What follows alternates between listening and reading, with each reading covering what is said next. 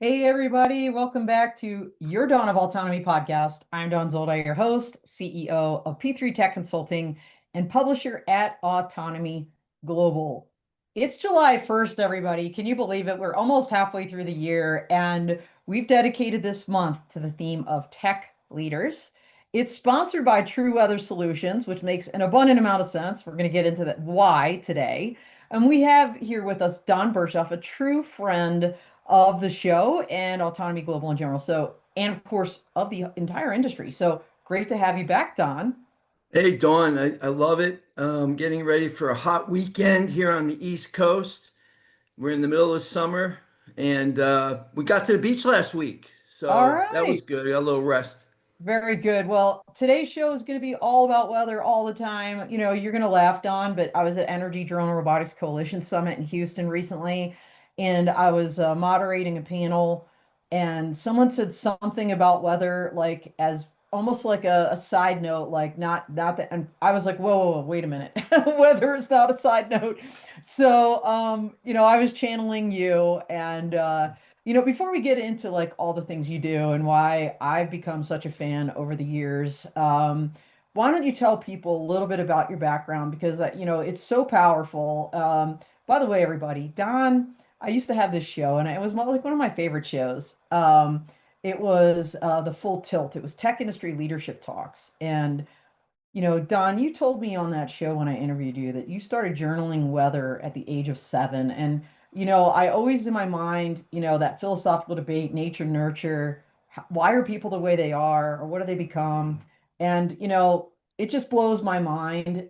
So tell everybody a little bit about your journey, your background, and why you created True Weather Solutions at the end of the day.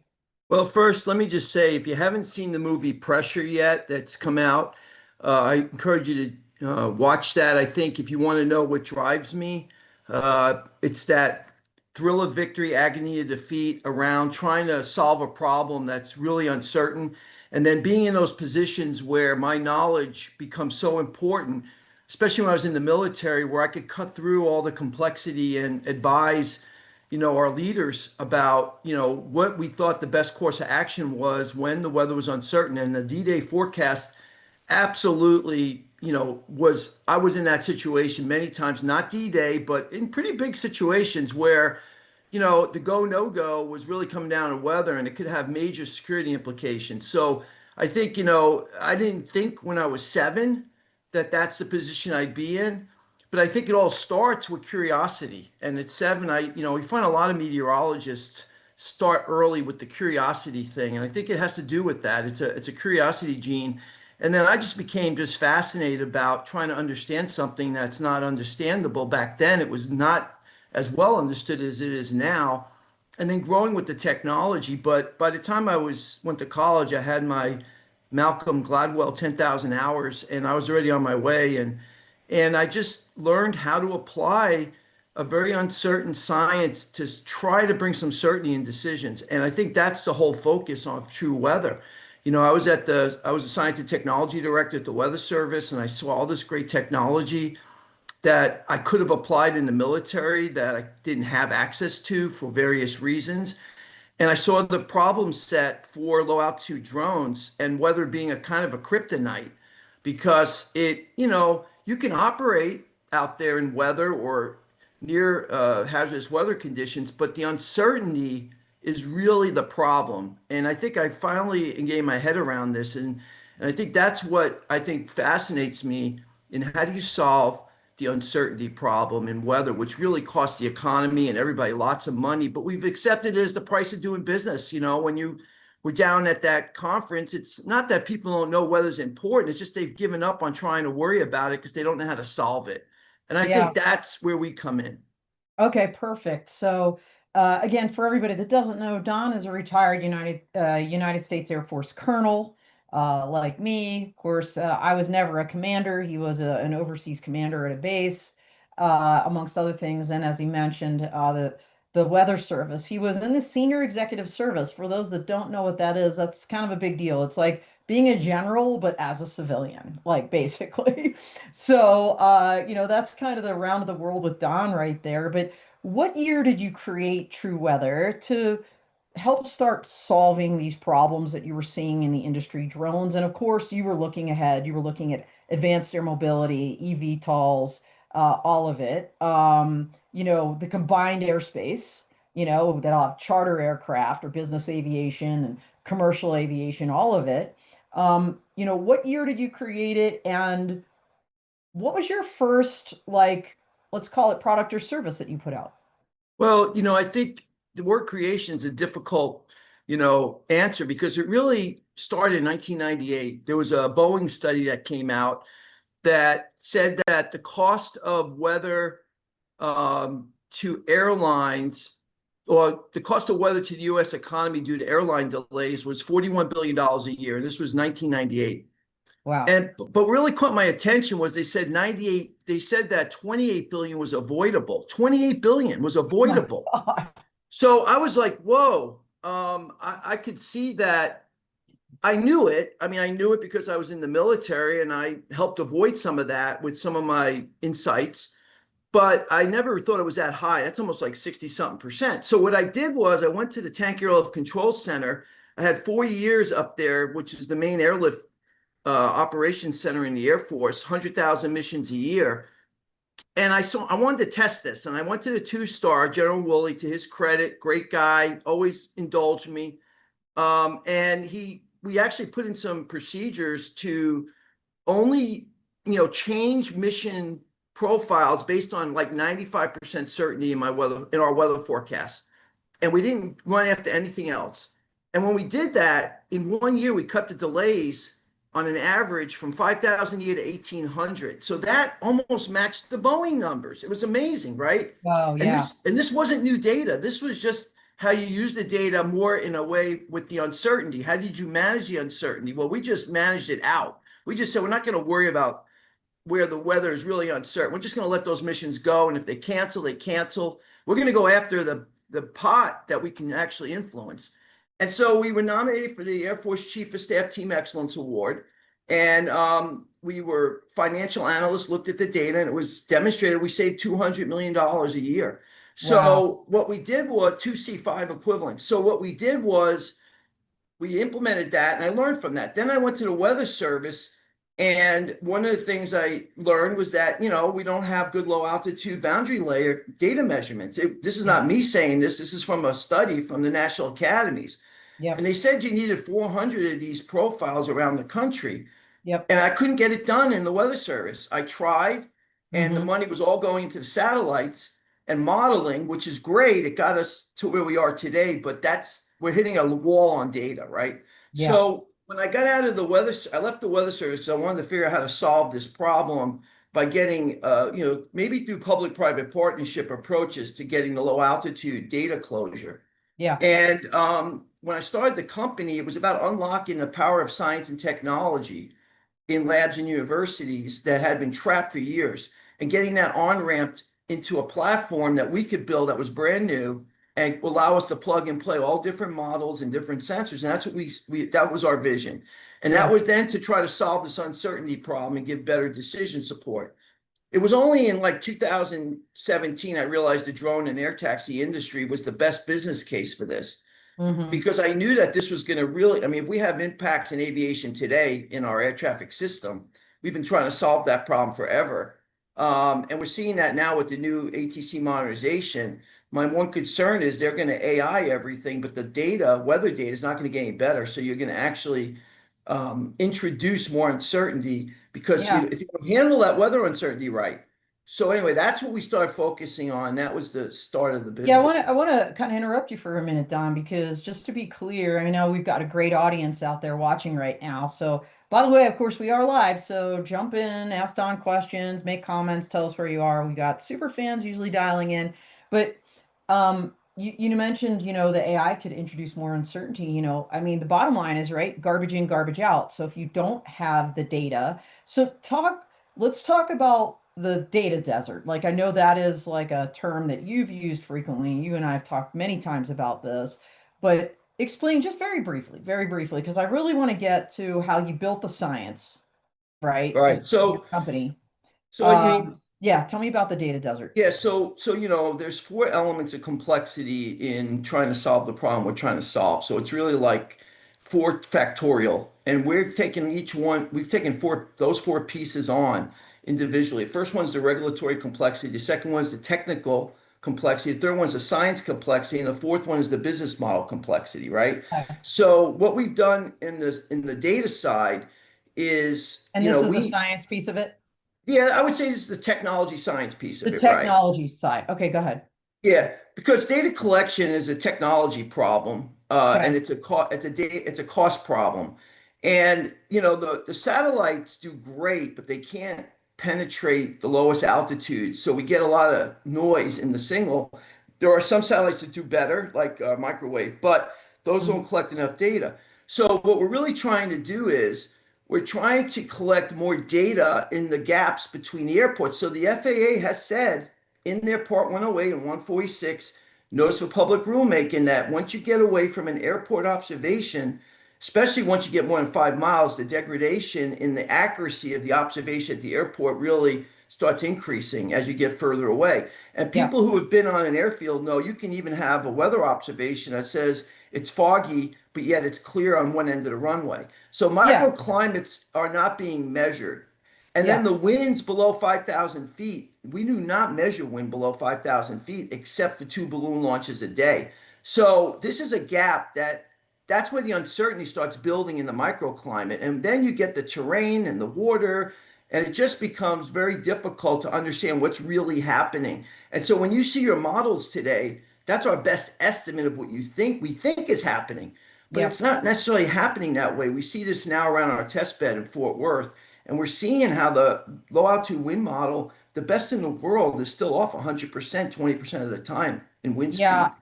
And by the way, everybody, Don's been on the show before. We've written many articles about this sensor network, this technology build out that he's laying out across the United States and, of course, working with folks in Europe, etc. So check that out. We're not going to have time today to get into like every different interesting sensor and companies that he's partnering with, but he's been building out this network for years now and to gather this data. So check it out. Put in weather or Don Berchoff or TruWeather Solutions into my search bar in Autonomy Global, and you'll find a treasure trove of information if you want to dig deeper. And by the way, everybody, Fire Mech Tech Rob, my buddy, is out there. Good morning to you too. He's saying good morning to us, Don, coming to us from Monterey, California. So awesome to hear you out there, Rob. So And all by right, the by, there's by the way, Dawn, anything yeah, we are putting out for AEM can be applied to other verticals like fire weather. yeah, And I think that's really important because we are in California. We have put a beginning network out there. We have a wind LiDAR at Hollister that can see up to 1,000 feet. And if we're getting out the network for getting better measurements of drone operations, that applies also to fire weather prediction, can help show us where those winds are really howling in areas and canyons.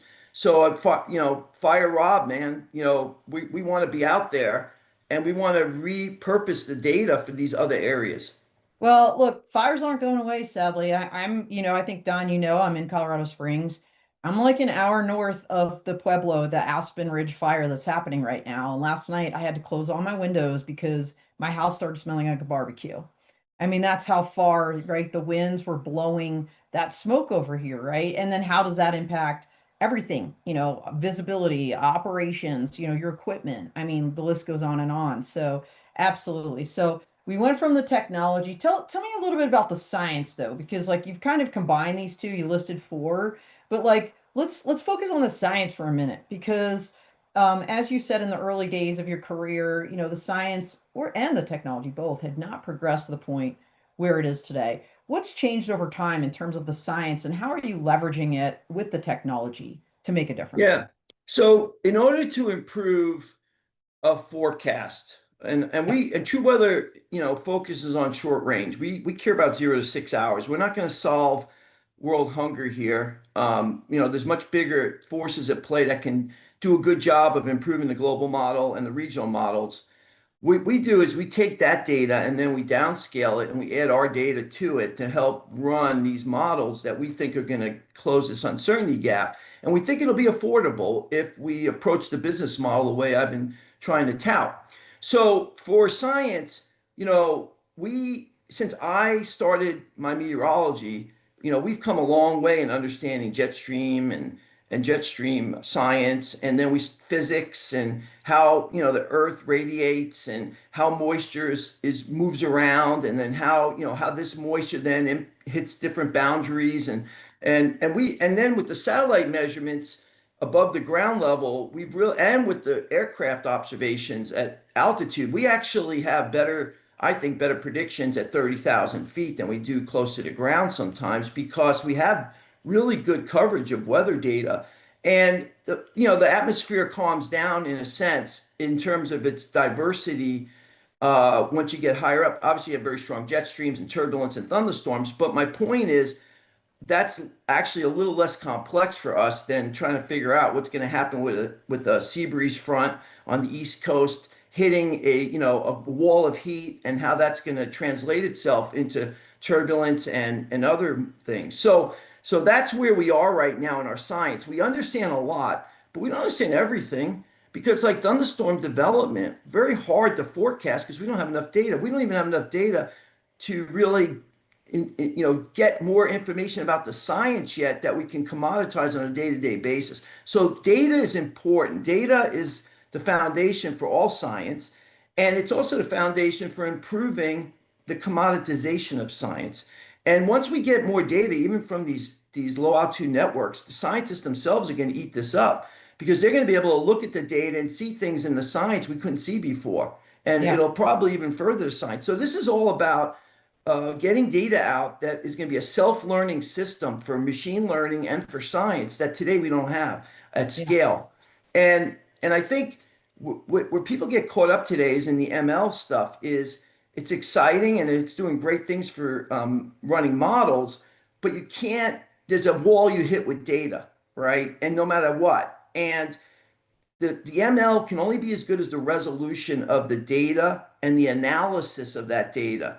And once you start getting down to the micro scale and you have no data above the ground, Yeah. all you're doing is you're using theses about what you think is happening, and you're applying that as facts, but really it's not. It's still uncertain. And we do well 80% of the time, 70% of the time. Problem is that 30% is what forces our low altitude aviators to add more fuel, carry more, not carry as much weight all the time. Because how Yeah. could you know Or what or you just don't simply know? not fly. Right. Right. How do You you know? know, How do you know what you can't know? Right. yeah, I mean, and that's what we are. and I know Yeah. you actually trademarked the term the weather tax. Uh, Yes. this is kind of this concept of when you have that uncertainty, you're going to possibly operate conservatively and not fly when you could have, and that's going to cost your business at the end of the day. Not just monetarily, but possibly also your credibility. I mean, let's talk about that, right? Yeah. Like, Reliability of your service. absolutely. Whether you're, sitting at home waiting for the pizza to be delivered by drone, or, someday waiting to get on that air taxi because it was supposed to be faster. So, all of these things really matter. So, Don, you mentioned a couple places. You mentioned Hollister, California. You mentioned Texas, and a test bed you're in down there. Can you just really very quickly give us the around the world where you've kind of now put out like these test beds? And also, my understanding is you guys are part of the EIPP, the eVTOL Integration Pilot Program, in addition to the FAA's Beyond program with a number of people, a number of organizations. So, to the extent that you can share anything about that, I think that would be a great update for our audience to know, like what you're doing, where you're at now, what you're doing with this IPP, and what you expect to see from the science and technology side. And then I want to hit the regulatory and the business model, of course, before we end the Okay. show. So, first of all, I give NASA a lot of credit for being visionary about this area, and supporting some of the science work we've been doing. I think that we had to start this 7 years ago, because if we didn't, we wouldn't be where we are today, and the country wouldn't have this opportunity and these to have where we are today. Because we are leading in this area. Even our research and our operation, commercialization is ahead of where the government could be. And that's okay because that's not what they're supposed to worry about, right? Right. So where we are today is we've got test beds in around Hollister. We just put a sensor at Salinas. I want to give a Matt a call out at Salinas. We have a lot of support in California. Josh Metz, Skyway, and we're trying to expand that now up to Moffett Field to get that whole corridor kind of laid out because NASA has big plans there. And a lot of it has to do with also figuring out how you're going to manage airspace in IFR conditions, right? Yep. Instrument flight rules. So we are there and contributing.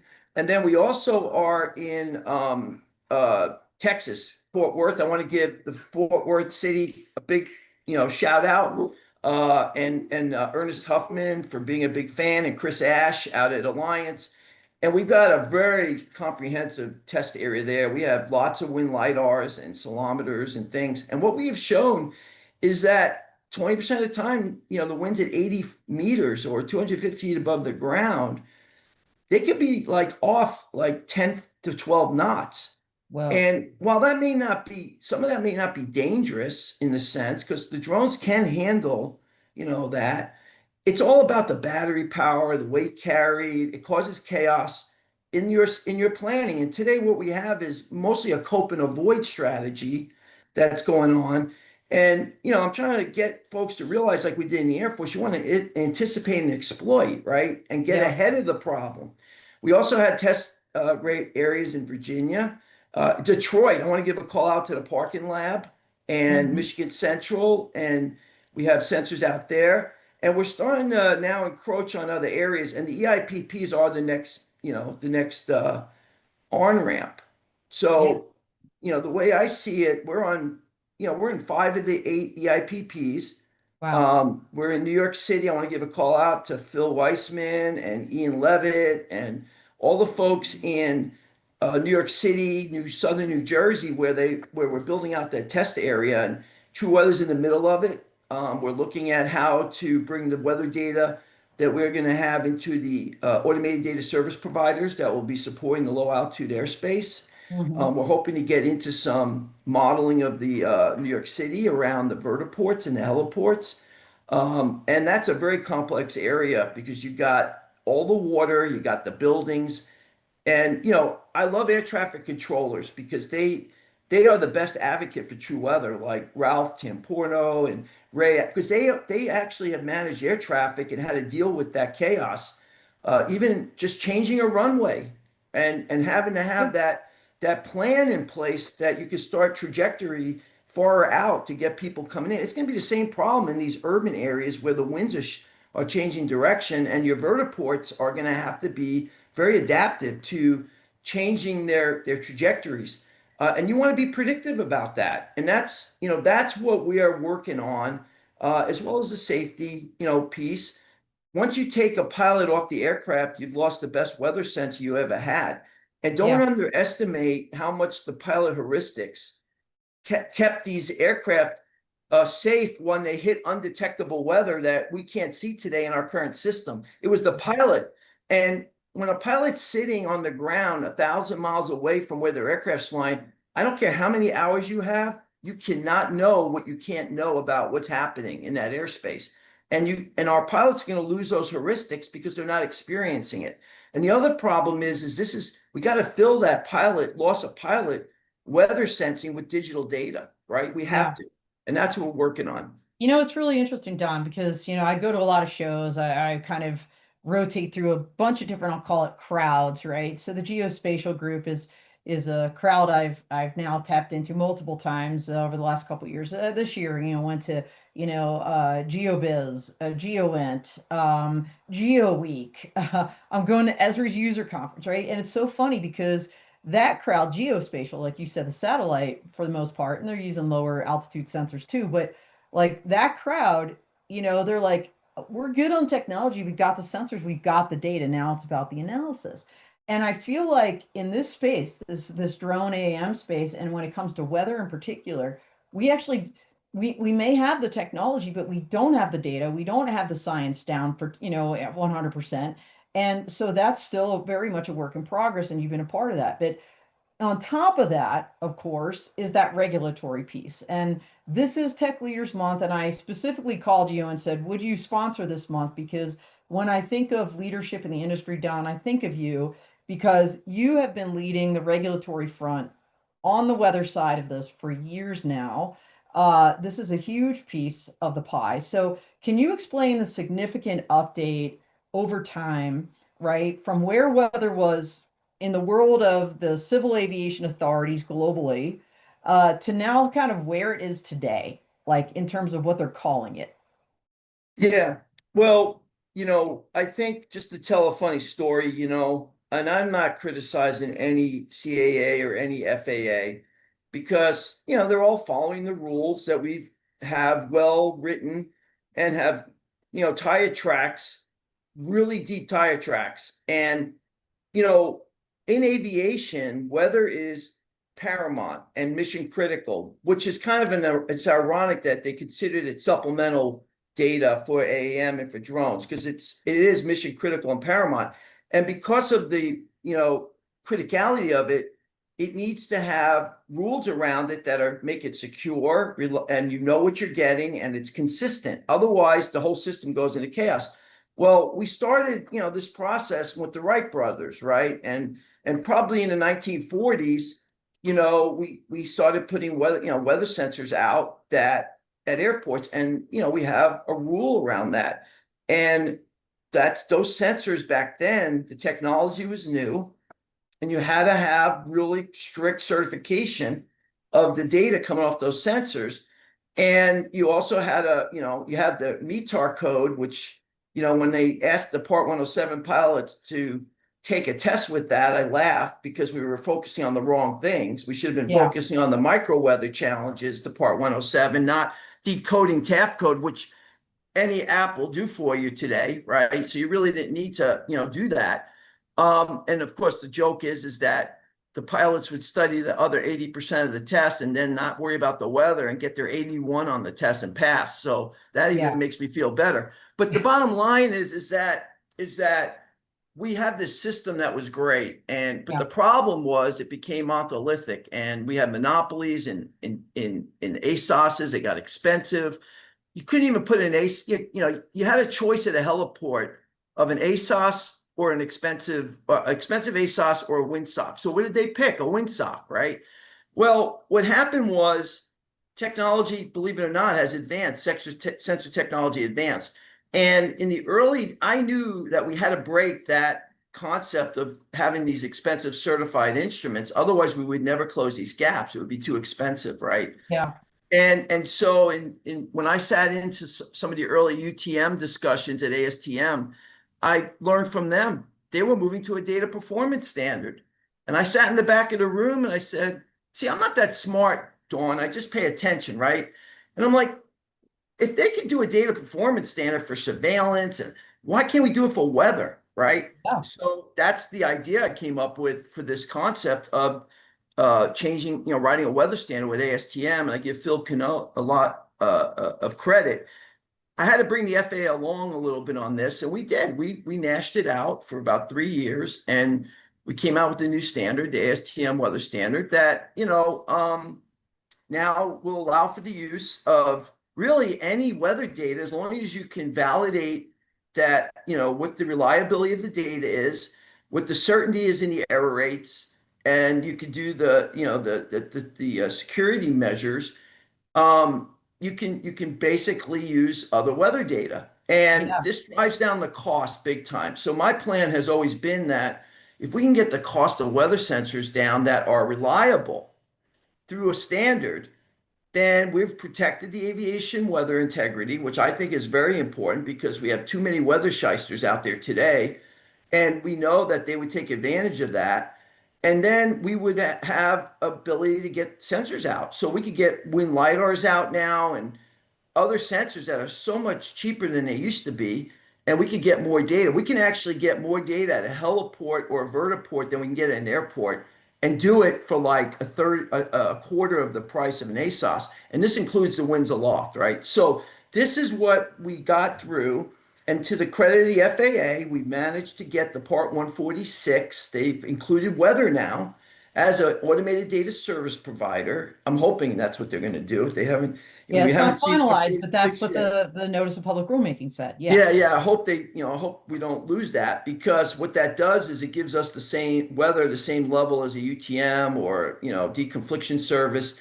And then what we do is they're going to use the standard as we're coming out with a means of compliance with the standard. We're going to revise the standard this summer. We're going to put it for ballot. It's going to have a means of compliance.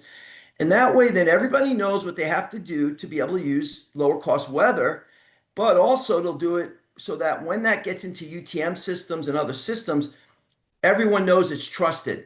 It's not Yeah. garbage. And Part 108 is going to require you to use approved weather. It's not going to be Yeah. the free for Again, all we've it's in had. draft, but that's what we hope it will say. Yeah, yeah, Yeah. it should. If it does, it's opening up the spigot for corruption of the weather system. Yeah. And so what we've done is we've built a really solid approach to protect the integrity of the weather data, but get the cost down and then be able to, share that through UTMs and ADSP. So what I always tell people is TruWeather will be an ADSP. We will be responsible for ensuring any data that comes into our system meets that standard.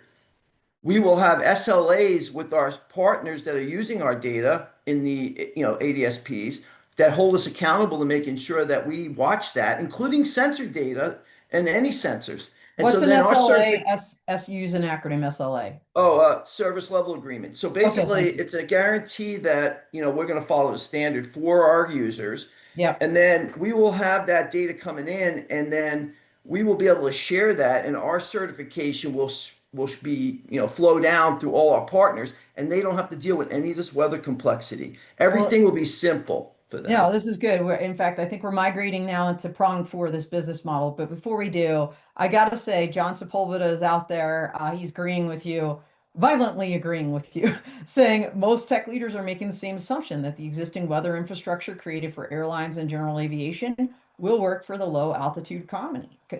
So, so you got a fan out there, Don. John's like agreeing with you in your position here. But let's talk about that, kind of the business model, right? Because when we started this conversation, you said when you ultimately push the button on creating true weather solutions after years of thinking about what this should look like and what this should be, you said the drone and AAM community was kind of this ideal market for what you were trying to do. So, what is the business model? In other words, I know you have public-private partnerships. We've talked about that, not only with companies, but with local, kind of municipalities or regional areas. But at the end of the day, what's the business model that you see today, or how have you postured True Weather, and what do you see going forward? Well, first of all, whether, we have a lot of challenges to overcome in culture in aviation in order to, get people to even accept the idea of paying for something they haven't, they think is free and they haven't had to pay for. Yeah. I understand why. Weather's uncertain and it's hard to build a process by which you can use weather data consistently and get the same results all the time because it's uncertain. I think the key is that we have to get more quantification of that uncertainty, and I think that also starts with data, right? So once we get these micro weather bubbles out around urban and suburban areas where we're going to have high density flights, and we can amortize the cost of that across all users and not put that cost on one operator, which is the plan, we will actually be able to quantify the uncertainty better because we'll have real data to validate our our probabilities. Today in weather, we don't have very strong systems for that, even though we put out, I mean, in precipitation we do, right? But in other Mhm. areas, when we say 10% chance of this or that, generally you have a very limited data set to validate, calibrate, and quantify that with certainty. So we can't even quantify the uncertainty with certainty. So what we Yeah. have to do is get that. Once we get that information, we can feed that into systems that can handle taking our uncertain data and applying the rules that work for them around what's acceptable risk.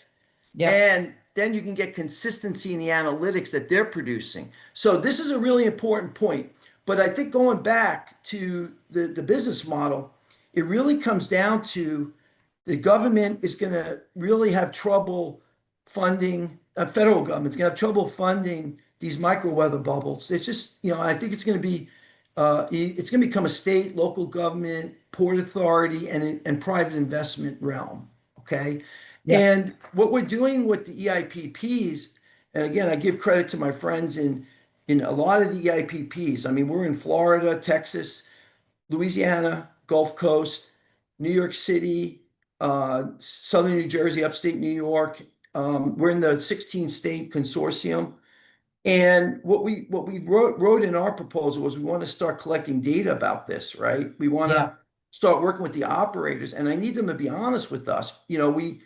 Because if we know what the impact is to their business model, I think the ROI will speak for itself. Oh, Because 100%. yeah, my belief is that, I mean, based on what I know from my 40 years and doing this in the Air Force and actually Yeah. solving this problem, I think like an air taxi will have a 30% weather tax in New York City. Yeah. And I think some of that is due to weather. And most of the calculations about how much weather will cost these OEM operators has been based on actual weather, not on the uncertainty piece of the weather. So Right. they say, oh, well, we know we can't fly 10% of the time or 12% of the time because of weather in New York City. Well, the question is that calculated against the winds blowing through urban canyons? Probably not, because we don't have data there. How would you know at the location you're putting your vertiport how those winds are going to blow, especially if you have prevailing wind coming out of the city hitting a vertiport? You're going to have Ventura winds and all this. So you really don't know what that is. But Yeah. also on the uncertainty piece where we just don't really know because we don't measure anything, you Yeah. cancel. And so what we're going after is that uncertainty piece. We're not going to Yeah. solve the weather problem. And so my basis of understanding is we can get back 30% of the weather tax Yeah. if if we apply better, data, better digital data, better physical data collection, including from drones. Yep. And this does include mobile data collection, fusing that data together and getting it into the ecosystem, not just to one operator, Yeah. but we need to get that into the airspace system because people will be impacted, operators will be impacted by how the airspace is managed with deconfliction with this micro weather, right? Yeah. So they're going to be impacted, right? I mean, Yep. I saw this when I was in the National Weather Service. I used to sit in the morning and listen to the airlines and the FAA and the Weather Service negotiate what the weather is going to be like Jeez. because we were anticipating, we might have anticipated a line of thunderstorms building in Pennsylvania, and that kills everything. So you had people wanting to put in certain plans in place, but the airlines didn't want to do it because it meant that they were already buying into reduced capacity, right? Mm. So the same thing is going to happen. And by the way, I wrote the next gen weather ConOps for JPDO and the FAA in 2005. So I understand all these inputs and how this works and air Yeah. traffic trajectory management. And so we need to get that right in the airspace. We need harmonization, which we got to figure out how to do that. And Yeah. then we got the operators who need better data in order to reduce that uncertainty so they can have people come out 2 hour, I mean, if you're going to bring somebody to a vertiport in New York City, you can't tell them when they get to the vertiport they're not going to be able to fly. It's Yeah. too late to get to the airport. So you need at least 2, 3 hours of lead time. And Yeah. so we're going to have to, get that data. So I think the ROI is going to work. We're going for a 4-to-1 return on investment. Yeah, well, look, here's the bottom line, and I want to be clear. Look, Don, we've got 5 minutes left, and I want to really close out the show to dispel any aspersion, any illusions that this is all just theoretical. In other words, you're actually doing stuff today, and you actually are helping pilots, you're helping companies, you're helping organizations on a daily basis. So, with the time we have left, we've really talked about, kind of how far you've come, all the new updates in terms of what we can expect going forward, your involvement in the IPP, the blanket of networks, of sensor networks you put out, the new standards, all of these things, the upcoming rules. But what I want you to close the show with, if you could, today, if I'm Fire Mech Tech Rob, or I'm John Sepulveda out there, what can I do? How can I plug in to True Weather Solutions and benefit from your services, your products right now, just so they know, like, hey, we're doing all this stuff. There's this work to be done, but we've come a long way, and here's what we already have. So we have four levels that we're building towards in our roadmap, four levels of service. The first one's our core, which today is available through APIs and through our workbook, where we actually combine different models in our solution to give you the best low altitude weather that we think is possible to have. There's still uncertainty, but we get a lot of folks that come back to us, and we have customers out there like Alaris Pro and what used to be Aloft and others, that they come back and say the customers really see a difference in what they were using before. And that's just our basic beginnings. We haven't put sensors in those areas yet. The next step is, and you can get that and come to trueweathersolutions.com or write us and we'll get you And set we up have with the QR APIs. code on the bottom of the screen too, by the way, everybody. Yeah. So that's happening today. We have lots of, people using our APIs, and we got lots of customers. And then the next step is getting the sensors out, right? We call that our essential package. We believe, even if you don't get that data in a model yet, if you just see the data, it's going to help you make better decisions. And we have, anywhere where we have sensors out, or we are partnering with people. Some of these our partners bought the sensors, but they're letting us redistribute it. You can have access to that data, basically. You may have to pay a little more, but you get access to it. That's the second level, and you can get that today. And you can buy your own sensors and talk to us about it. We'll help you pick the right ones. We're not a sensor builder. We're not in the business to build sensors. We don't care. We're agnostic. We have lots of different sensors now that we integrated in, and we're going to do the ASTM standard validation on. So anything that we recommend is going to probably be really good for ASTM, so you don't have to worry about something changing on you later. But we can get that into your system and our system and make Yeah. you benefit. It doesn't have to be expensive. It could be $1,000 sensor to get started, right? And Yeah. then the third level is taking that data and running micro weather models based on machine learning. And we're building that right now. We're running that over California, but it's not commercialized yet. And then Mhm. and that's called precision. And the last will be our top flight, which is urban atmospheric coupled computational fluid dynamics model. So we could see how those winds are going to move through the urban canyons around vertiports. And then we'll have real data at these with our essential package, with our sensors, to validate and calibrate that and make it better over time. And that would be coming out like in 2028, right? That's our goal right now. So Yeah. we're going to be testing this in the EIPPs over the next 3 years. And our Yeah. goal is to try to encourage the states and municipalities and port authorities to invest in some CapEx on this, and then we would help them monetize it and generate revenue that we can bring back into their PPP concept, that we can help sustain that infrastructure. The whole idea is to monetize the CapEx, and I think private investors will come in too soon once they start seeing this working. Yeah. Amazing. All right. Well, Don, that was a lot. And we covered a lot of ground. No pun intended, because you're focused on the low altitude weather. But no, it was a great update. Guys, every year, almost every year, I think Don has been on this show, and no show's the same. Every year there's some progress. There's something new. So lots of updates this year. Thank you so much for sharing. Thank you so much for being a tech leader in the industry, but also, sponsoring this month on the show. And, Fire Mech Tech Rob is thanking you also for your service to our Thank country, you. and to have a wonderful Independence Day celebration. Hopefully, 250th birthday too. Hopefully, some good weather out there for all of those things that we happen this weekend. But Don, once again, thank you so much. Everybody, check out True Weather Solutions. If you haven't yet, take a minute. Scan that QR code, check out the current services they offer.